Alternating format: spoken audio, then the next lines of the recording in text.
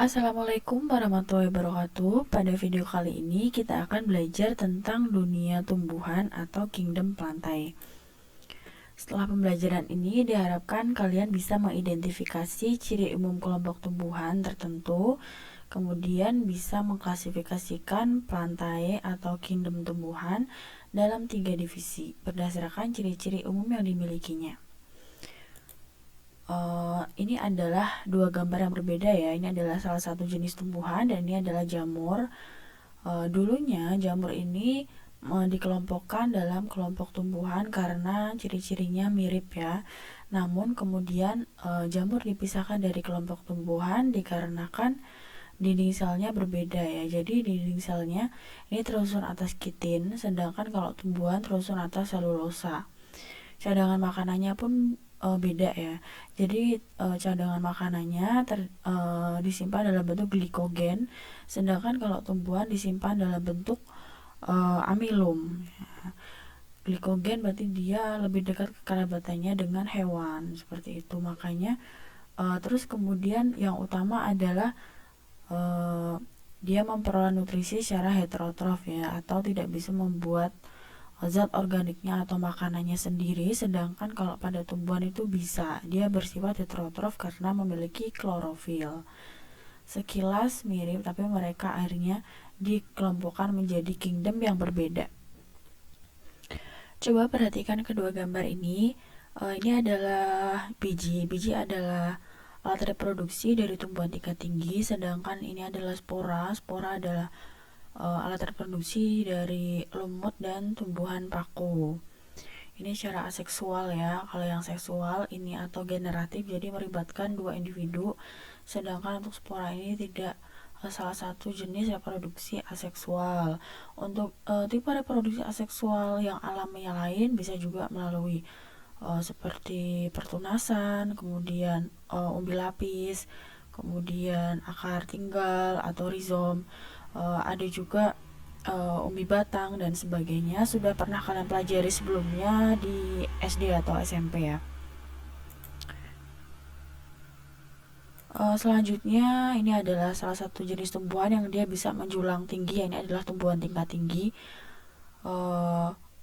Kenapa dia bisa tinggi seperti ini tapi tetap bisa mencukupi kebutuhan airnya? Nah, karena salah satunya dia memiliki pembuluh angkut yang disebut xilem yang mengangkut air dan mineral dari akar ke seluruh tubuh-tumbuhan. Ini kita bahas ciri-ciri tumbuhan secara umum ya. Yang pertama, dia adalah eukariot atau inti selnya sudah memiliki membran inti ya. Kemudian multiseluler atau terdiri atas multisel atau banyak sel. Kalau dia misalnya ada tumbuhan yang kok uniseluler, berarti dia bukan tumbuhan, melainkan protista yang mirip dengan tumbuhan. Selanjutnya,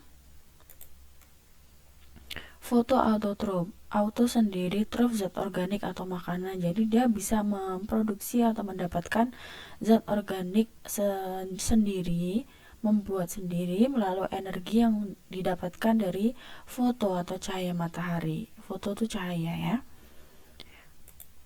Kemudian karena apa? Karena dia memiliki klorofil. Klorofil adalah salah satu jenis pigmen fotosintetik atau pigmen yang bisa menangkap energi yang berasal dari cahaya matahari, diubah menjadi energi yang bisa dimanfaatkan oleh makhluk hidup.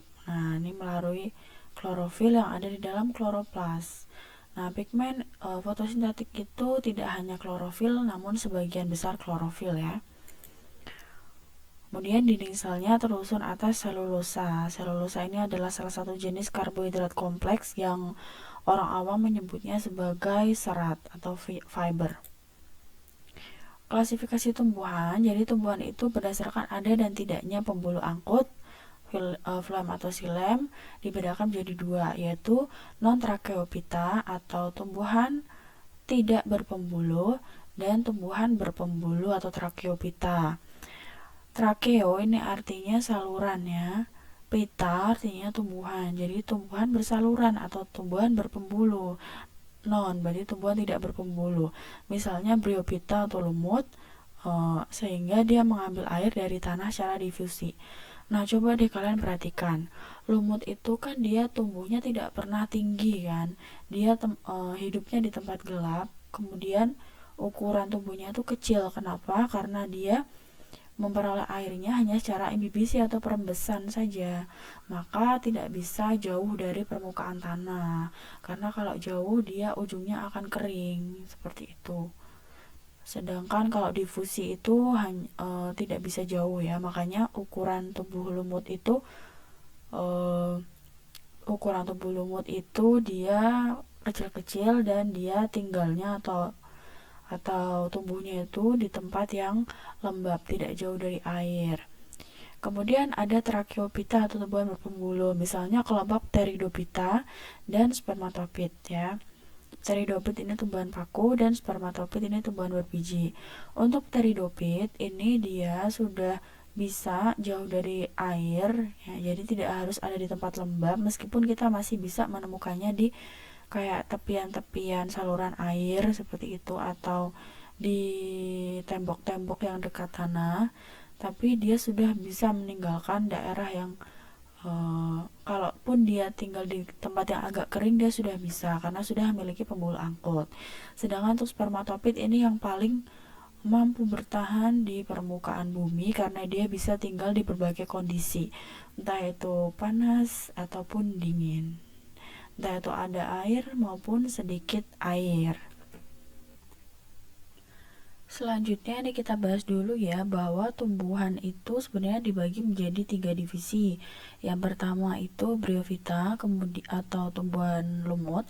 Kemudian yang kedua adalah Pteridophyta atau tumbuhan paku. Kemudian yang ketiga yaitu Spermatophyte atau tumbuhan berbiji. Oke, itu ya, itu divisinya ada 3 ya. Lalu kemudian kita lihat klasifikasi tumbuhan berdasarkan kejelasan bentuk organ dibedakan menjadi 2. Nah, ada Talophyta atau tumbuhan bertalus dan Cormophyta atau tumbuhan berkormus. Talophyta adalah tumbuhan bertalus atau lembaran, jadi dia belum bisa dibedakan antara akar, batang, dan daunnya dengan jelas. Meskipun ada struktur yang mirip akar, batang maupun daun, tapi saat diamati di bawah mikroskop antara struktur yang mirip akar, mirip batang, mirip daun itu struktur sel-selnya itu sama seperti itu. Jadi tidak ada perbedaan seperti itu. Misalnya di sini adalah lumut ya. Kemudian ada tumbuhan Cormophyta atau tumbuhan berkormus, yaitu yang sudah jelas bisa dibedakan antara akar, batang maupun daunnya. Misalnya tumbuhan paku dan tumbuhan berbiji. Nah, tumbuhan Cormophyta ini kan sebagian besar adalah tumbuhan berbiji, tapi kan ada juga spora, di mana spora itu kan tumbuhan berspora. Maka nama lain nama lain tumbuhan paku ini biasanya disebut sebagai Cormophyta berspora. Seperti itu. Karena sebagian Cormophyta itu kan tumbuhan biji, ya. Karena spesiesnya itu sangat amat besar sekali dibandingkan dengan tumbuhan paku maupun tumbuhan lumut. Selanjutnya kita bahas untuk ciri per divisi, yaitu yang pertama divisi Bryophyta atau tumbuhan lumut. Ukurannya makroskopik atau bisa makro ya, jadi dia bisa besar, bisa diamati dengan mata telanjang, tidak perlu mikroskop, tidak punya pembuluh angkut atau non-tracheophyta tadi. Kemudian itulah sebabnya ukurannya kecil ya. Kemudian tubuh masih berupa talus atau lembaran atau disebut talophyta ya, tumbuhan bertalus karena belum bisa dibedakan akar, batang, dan daunnya. Nah, kemudian ada juga yang mengatakan dia itu peralihan dari Talophyta ke Cormophyta. Kenapa? Karena secara kasat mata atau tampaknya itu kan ada struktur yang mirip akar, mirip batang, mirip daun. Tapi atau Cormophyta ya. Tapi setelah diamati di bawah mikroskop ternyata dia tuh struktur sel-selnya tuh mirip-mirip seperti Talophyta. Yang Talophyta sesungguhnya itu kan misalnya ganggang ya, ganggang atau alga. Alga itu adalah salah satu jenis protista mirip tumbuhan yang makroskopis. Oke, mengalami pergiliran keturunan atau metagenesis antara generasi sporofit dan generasi gametofit. Nah, ini adalah konsep penting ya. Generasi sporofit adalah generasi dari penghasil spora, kemudian generasi gametofit adalah generasi penghasil sel gamet. Sel gamet itu seperti kita tahu ada 2, ada spermatozoa, sel spermatozoa, dan ovum. Di sini sporofitnya selalu menumpang pada gametofit ya. Jadi generasi penghasil sporanya hidupnya menumpang sepenuhnya pada generasi penghasil gamet atau gametofit ya. Nah, generasi yang dominan adalah gametofit. Jadi kalian ingatnya LG gitu ya. Jadi lumut gametofit. Jadi lumut generasi yang dominan adalah gametofit. Ini adalah konsep yang akan sering kita bahas atau akan sering keluar. Konsep sporofit dan gametofit, fase mana yang dominan, seperti itu. Berikut adalah struktur morfologi umum dari lumut daun ya. Lumut daun ini adalah kita lihat, ini adalah generasi yang sporofit atau penghasil spora. Nah, sporanya ada di sini, di dalam sini menghasilkan spora. Kemudian ini adalah generasi gametofit atau generasi yang menghasilkan gamet. Gametnya dihasilkan di ujung-ujung sini. Nah, ini adalah sporangium atau kotak spora, dan ini adalah seta atau tangkainya.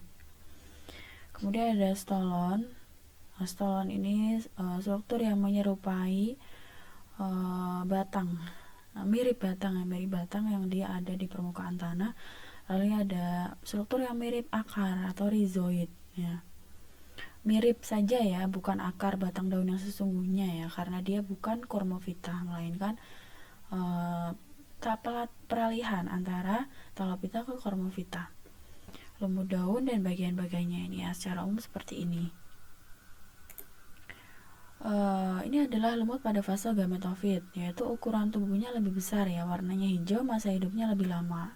Kita back dulu, ini adalah yang gametofit ya, masa hidupnya lebih lama. Jadi kalau kita melihat ada lumut, maka kita melihatnya sebagian besar tuh pada fase gametofit ini. Jarang kita melihat lumut yang sudah ada tangkainya dan ada sporangiumnya seperti ini. Kebanyakan kita melihatnya pada fase ini. Lumut gametofit memiliki gametangium atau struktur penghasil sel gamet yang disebut antheridium dan archegonium. Antheridium menghasilkan spermatozoid atau sel spermatozoid, atau yang zoid berarti mirip sperma ya, pada lumut jantan, sedangkan archegonium menghasilkan sel ovum pada lumut betina. Ini ya, kita bahas lagi. Jadi antheridium dan archegonium itu adanya di sini. Ini adalah gametofitnya. Kemudian di ujung sini itu ada antheridium ataupun archegonium.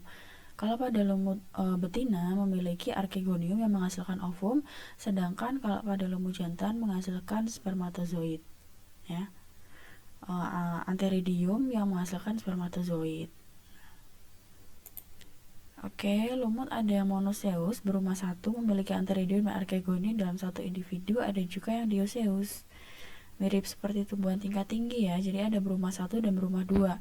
Berumah satu jika dia antheridium dan archegonium dalam satu individu, namun ada juga yang berumah dua gitu ya. Jadi perlu sperma yang dihasilkan, spermatozoid yang dihasilkan itu perlu berpindah. Misalnya kita anggap saja ini ya, ini adalah misalnya ini ya, ini ada lumut jantan yang ujungnya ini mengandung antheridium atau organ penghasil spermatozoid. Nah, spermatozoidnya ini kalau misalnya terkena percikan air atau hujan atau dia tergenang air di sini, karena dia kan pendek ya, dia tergenang air, maka spermatozoid akan berenang berpindah menuju ke archegonium, di mana di dalam archegonium itu ada ovum. Ovum dibuahi, lalu tumbuhlah ini. Nah, ini adalah generasi sporofitnya. Selanjutnya kita bahas tentang lumut sporofit. Dia ukuran tubuhnya lebih kecil ya, yang ada di atas bagian yang hijau tadi. Masa hidupnya lebih pendek. Hidup menumpang pada lumut gametofit sepenuhnya. Jadi dia menumpang atau parasit sepenuhnya. Kenapa? Karena dia tidak punya akar sendiri. Jadi dia tidak bisa mengambil air sendiri dari bawah tanah. Kemudian dia juga tidak punya yang namanya klorofil, atau kalaupun punya untuk berfotosintesis bisa kalau dia warnanya ada yang hijau. Hanya saja untuk bahan-bahan seperti air dan mineral dari bawah tanah dia tergantung pada lumut gametofit. Memiliki kotak spora atau sporangium, menghasilkan spora dengan bentuk dan ukuran sama atau homosfor. Selanjutnya kita lihat ini adalah tiga jenis lumut, yaitu lumut daun, lumut hati, dan lumut tanduk. Sporofit dan gametofitnya masing-masing kita bahas. Ini adalah gametofit dari lumut daun. Ya, ini adalah sporofit dari lumut daun. Kemudian untuk lumut hati, ini semua sampai ini adalah gametofitnya ya. Nah, gametofitnya dia menghasilkan sel gamet pada bagian ini ya, di bawahnya. Kalau pada archegonium, ini adalah archegonium ya. Kalau antheridium dia payungnya menghadap ke atas. Kalau archegonium dia payungnya menghadap ke bawah. Kemudian si sel telur atau ovumnya ada di ketiaknya. Lalu kemudian kalau sudah dibuai dengan sperma, dia akan terbentuk sporofit yang kecil-kecil di bawah sini. Nanti akan kita lihat strukturnya lebih jelas ya. Kemudian untuk yang lumut tanduk, ini adalah fase gametofitnya. Nah, ini adalah sporofitnya. Ya. Jadi sporofit itu semuanya tuh tergantung dengan gametofitnya. Bahkan untuk yang lumut hati, sporofitnya itu amat sangat kecil sekali di ketiak sini saja. Ya.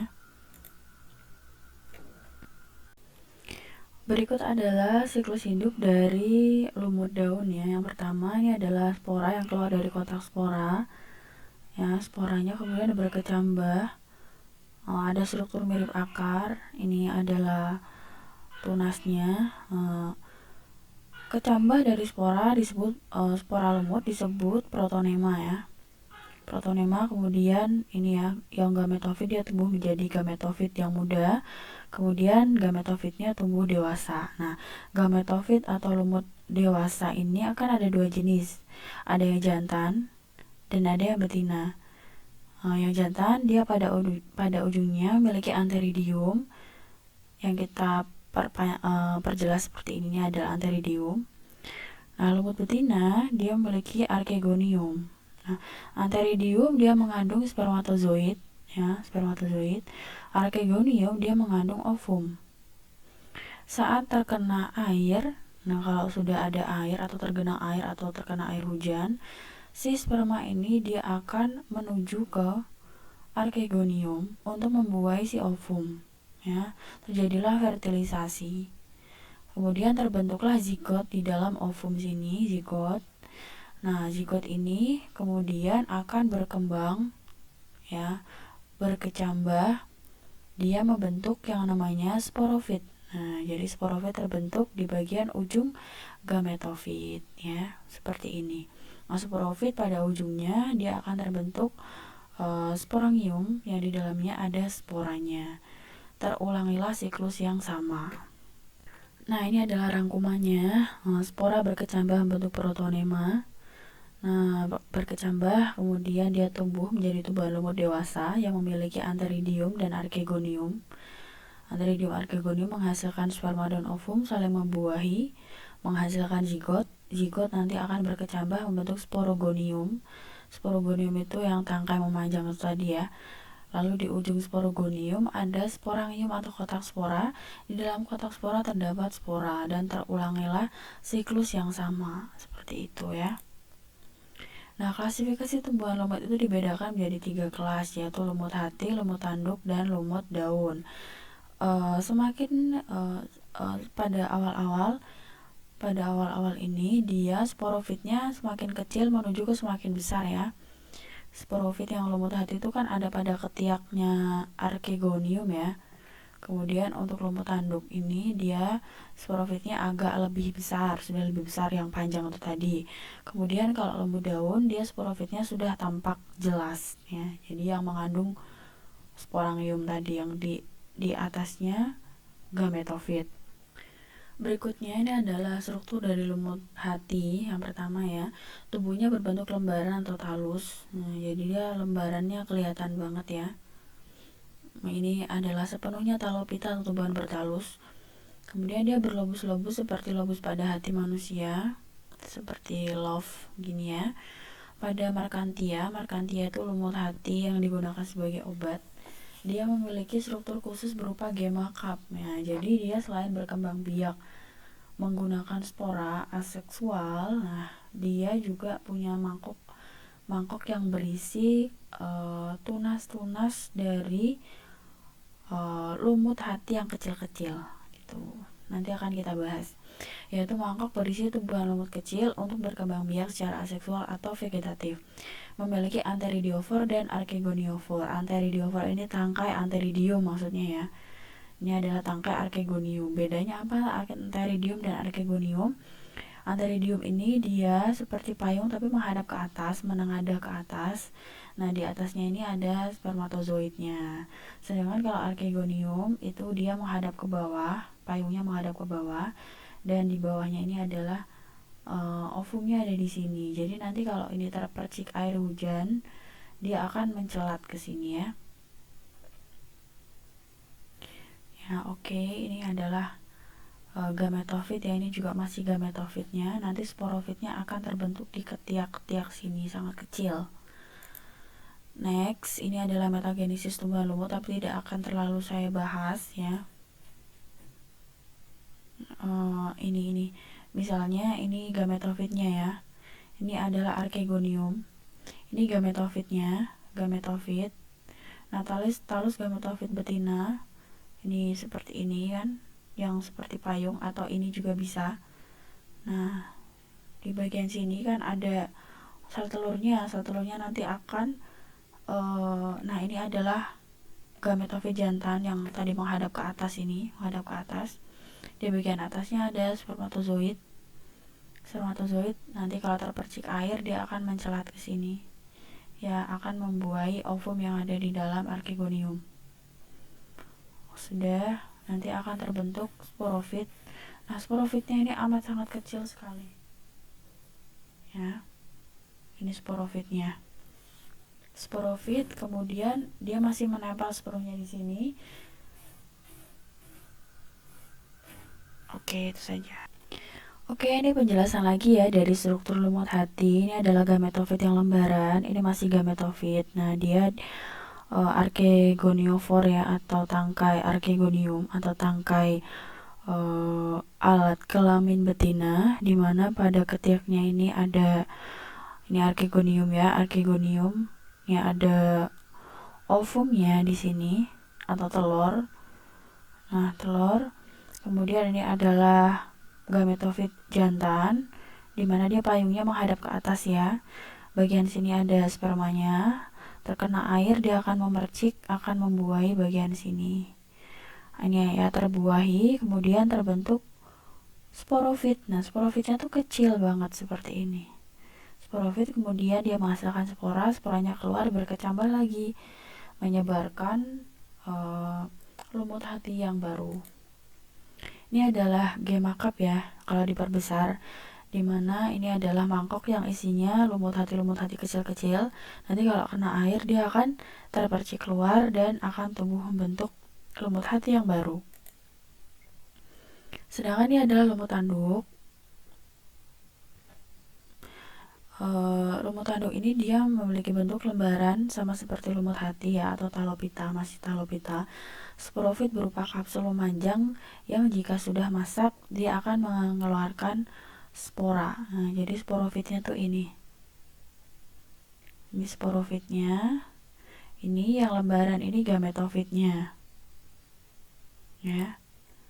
Nah, ini jadi ada sporofitnya, lalu bagian bawahnya ini adalah gametofitnya ya. Nah, ini nanti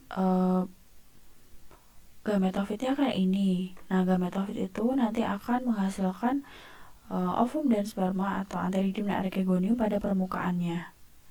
Lalu akan saling membuahi dan terbentuklah sporofit seperti ini. Nah, ini ya, gametofit dan sporofit pada lumut hati. Jadi ini adalah gametofitnya yang lembaran ya, dimana ada titik-titik ini, titik-titiknya ini anteridium dan archegonium. Nah, dia akan saling membuahi. Kalau sudah terbuahi, dia ini akan berkecambah, kita perbesar seperti ini.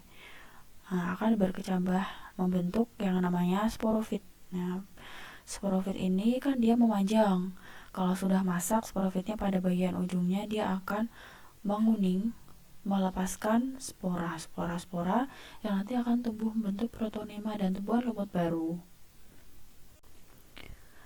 Kelompok lumut yang terakhir yaitu lumut daun atau Bryopsida, ini ya disebut juga lumut sejati. Kemudian anggota kelompoknya tuh paling banyak. Dia juga disebut sebagai organisme peralihan dari talopita atau tumbuhan bertalus atau tumbuhan lembaran ke Cormovita atau tumbuhan yang sudah bisa dibedakan antara akar, batang, dan daunnya. Ini adalah metagenesis atau pergiliran keturunan dari tumbuhan lumut.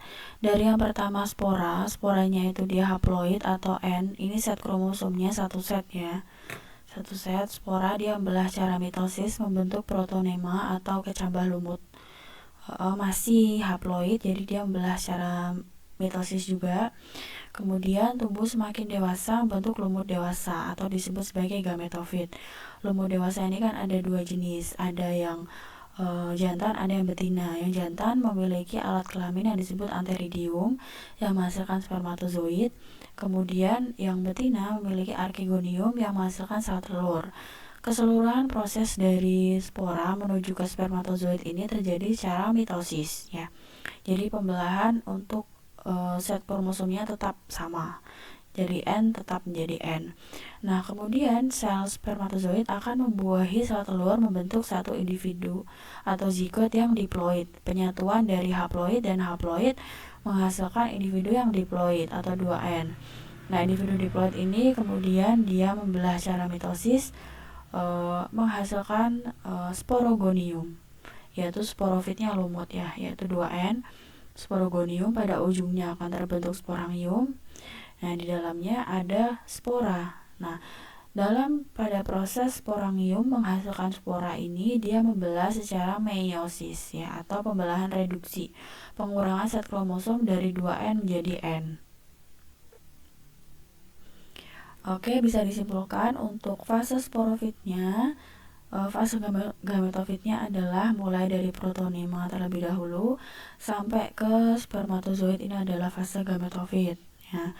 Kemudian fase sporofitnya mulai dari zigot sampai sporangium, ini adalah fase sporofit. Jadi fase gametofitnya ini dominan. Kenapa? Karena kalau kita melihat lumut yang hijau itu adalah lumut penghasil gamet ini. Seperti itu.